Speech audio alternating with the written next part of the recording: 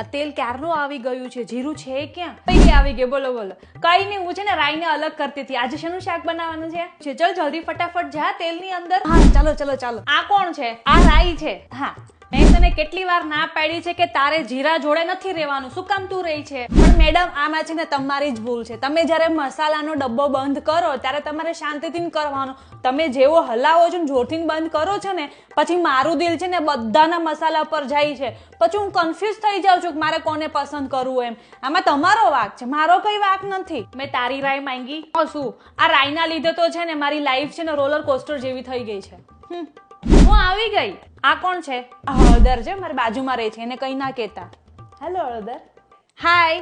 અચ્છા, અત્યારે શાકમાં કોની એન્ટ્રી પડી છે? હિંગની. ઓકે, તો તમારે 5-10 મિનિટ તો રાહ જોવી પડશે.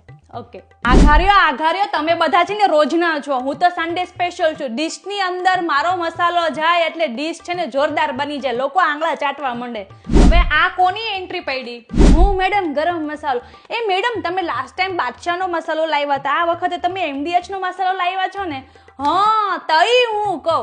ના ના, મને કઈ વાંધો નથી. હું તો ગરમ મસાલો, હું તો બધાયમાં ભળી જાઉં. હા, પણ આ પીળું શું છે?